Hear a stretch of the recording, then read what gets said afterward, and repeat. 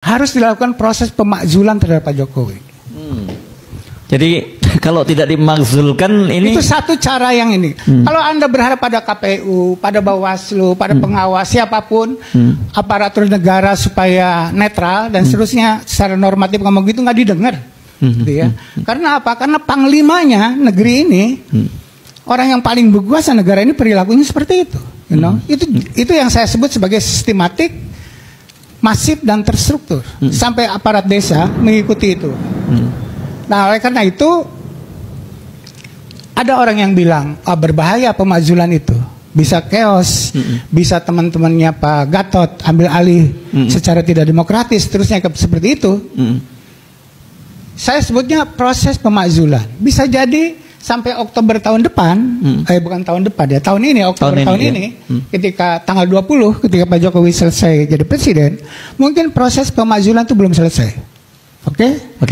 Tapi harus dilakukan itu, karena itu akan memberikan informasi yang bagus kepada publik, bahwa orang yang dekat dengan Jokowi, yang didukung Jokowi nggak layak untuk dipilih. Itu prosesnya yang sangat penting. Bahwa kemudian nanti sampai Pak Jokowi turun, pemakzulan belum selesai, tidak apa-apa. Kalau ditemukan aspek-aspek kriminal, Pak Jokowi sudah berhenti kan bisa dimasukkan ke penjara. Jadi itu menurut saya cara yang paling sistematik untuk menjaga dan mengembalikan integritas pemilu kita 2024 ini.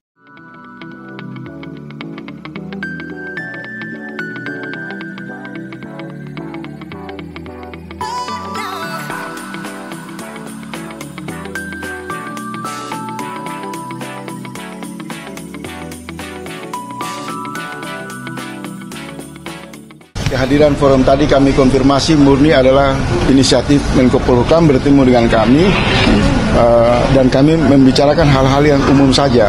Tapi sempat ada impeachment tadi dipertanyakan. Ya, ada teman-teman dari petisi 100 menyampaikan kepada Pak Mahfud solusi tepat untuk mengurangi mencegah kecurangan itu adalah memakzulkan Pak Jokowi dalam kapasitas sebagai presiden.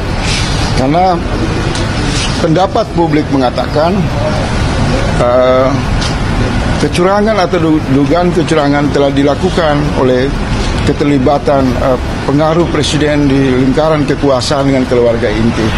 Fakta yang tersedia misalnya rontoknya Mahkamah Konstitusi telah berimbas mengakibatkan psikologi politik yang dapat melegalkan faktor-faktor keterlibatan oknum aparat di level bawah untuk melakukan kecurangan. Tetapi hal yang menjadi fokus, kami senang Pak Mahfud mendeklarasikan satu sikap moral politik di tengah-tengah lembaga negara yang hampir hari ini berada di bawah bayang-bayang pengaruh kekuasaan yang seolah-olah tidak bersikap kritis.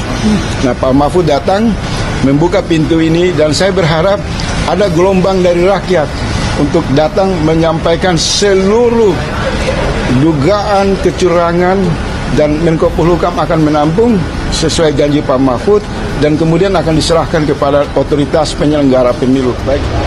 Saya bilang kalau urusan pemakzulan itu kan sudah didengar orang, mereka sudah nyampaikan ke berbagai kesempatan dan itu urusannya partai politik dan DPR, bukan Menko Polhukam. Kalau sepertiga anggota DPR mengusulkan, baru sidang pleno. Kalau 2/3 hadir sidang pleno, bisa jalan.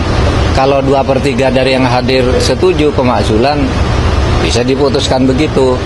Kalau sudah setuju semua memenuhi syarat, harus dibawa ke MK dulu. Itu tidak bakalan selesai setahun.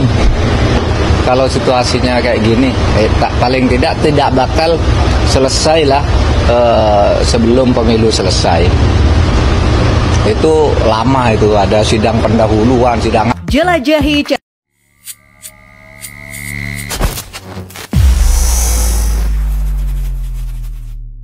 Bismillahirrahmanirrahim. Assalamualaikum warahmatullahi wabarakatuh. Waalaikumsalam warahmatullahi wabarakatuh. Alhamdulillah Pak Rizal Fadilah berkenan lagi datang ke sini karena ini bahasannya semakin dinamis, semakin menarik Pak Rizal. Iya kan ya Bu. Dan saya kira sahabat SJTL semua masih ingat lah, beliau adalah salah satu dari penanda tangan petisi 100 yang mengusulkan ya untuk pemakzulan presiden, dan itu sudah lama digaungkan. Kira-kira Pak berapa bulan yang lalu ya? Juli, Agustus, September, Oktober, sekitar 3 bulan. Sekitar 3 bulan sudah diperjuangkan oleh petisi 100 dengan berbagai cara dan pendekatan, dan rupanya hari ini mendapatkan apa istilahnya gayung bersambut gitu Pak. Karena kita dengar sinyal-sinyal. Kita dengar PKS membuka opsi pemakzulan. Kemudian PDIP kurang lebih begitulah dengan Pak Masinton Pasaribu yang mengusulkan hak angket. Bahkan kalau kita coba lihat sahabat Ecet, sebelum kita masuk ke diskusi, ini ada beberapa berita. Kita lihat judul-judulnya saja Pak. Kita dari sebentar. Oh, bukan yang ini. Harus diunduh. Bentar. PKS buka opsi pemakzulan Jokowi. Iya. Dari PKS. Monggo Pak Rizal, kira-kira ini menarik kita bahas dari sisi yang mana terlebih dahulu? Ya, yang mungkin dekat ya ini ya, PDIP dan PKS buka opsi pemakzulan. Saya kira respon partai itu penting. Gitu. Karena ujung-ujungnya kan pemakzulan itu melalui proses di lembaga DPR, MPR, gitu kan, juga melalui MK-nya yudikasinya saja, gitu. Tapi di sana kan perannya partai, walaupun di MPR ada DPD ya, gitu. Tapi pertamanya dari DPR dulu. DPR berarti ada partai. Gitu. Saya masih ingat dulu nada-nada miring kan biasalah dalam hal apapun selalu muncul itu terkait aktivitas yang dilakukan oleh petisi 100. Wah ini ngapain ini, emang semudah itu memakzulkan presiden dan segala macam. Ternyata sekarang terjawab nih, ujungnya justru sebetulnya ke DPR. Iya. Ya jadi perubahan konstelasi lah. Karena politik itu kan biasa berubah dengan cepat. Betul. Yang tadinya teman jadi lawan, itu yang lawan jadi berteman, itu dengan cepat saja. Kalau Mbak Puan gitu bilangnya kan? gini katanya Pak Rizal, teman jadi lawan makin banyak. Lawan makin banyak, iya. Ya artinya bahwa sesuatu yang asalnya tidak mungkin gitu kan, tapi proses politik yang bergerak bisa menjadi mungkin dan akhirnya bisa direalisasikan gitu. Jadi soal pemakzulan ini rasional kok gitu. Intinya adalah bahwa memang Jokowi sudah kehilangan legitimasi sebenarnya politik gitu ya, hanya legitimasinya hukum. Tapi dari pandangan publik sudah terlalu banyak itu cacat dan dosa-dosa politik Jokowi gitu, sehingga sudah wajar kalau makzul gitu. Itu sebetulnya sudah menjadi pandangan umum gitu. Yang hanya terhambat justru oleh bagaimana memerankannya partai-partai politik yang harusnya berada di depan untuk proses pemakzulan. Tapi ternyata sekarang gitu kan kepentingan partai politik bergeser. Yang tadinya semua pro Jokowi sekarang pecah belah ini.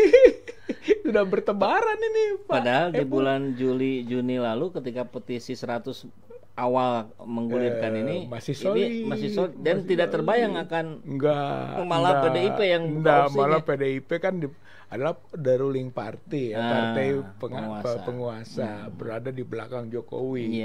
Dia harus memproteksi kan, sehingga kelihatan kecil kemungkinan lah PDIP itu akan masuk dalam proses ini.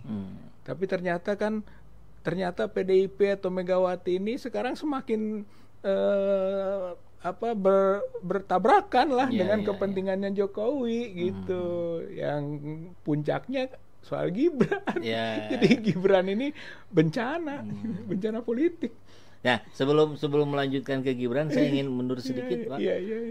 Terkait ini sama juga ada beberapa anggapan di masyarakat yang mengatakan, wah hati-hati, mereka ini orang-orang lama, orang politisi yang sudah berkecimpung sangat lama, hati-hati bahwa Jokowi Mega ini jangan-jangan sebetulnya itu sandiwara saja. Itu Iya, saya kira pandangan itu hal yang wajar gitu ya.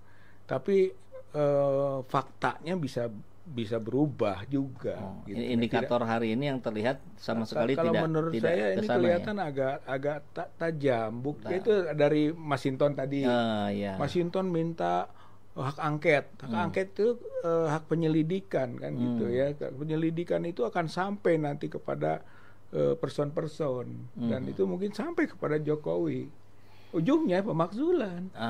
Itu walaupun itu belum sampai bahasa pemakzulan, tapi itu akan mengarah kalau sudah hak angket dikabulkan. Hak angket itu sebetulnya syaratnya nggak terlalu sulit juga, 10 ya kalau semua tidak sulit. Ada pengusul yang penting kan didukung lah nanti oleh beberapa anggota dewan dan seterusnya lah mekanisme yang wajar saja.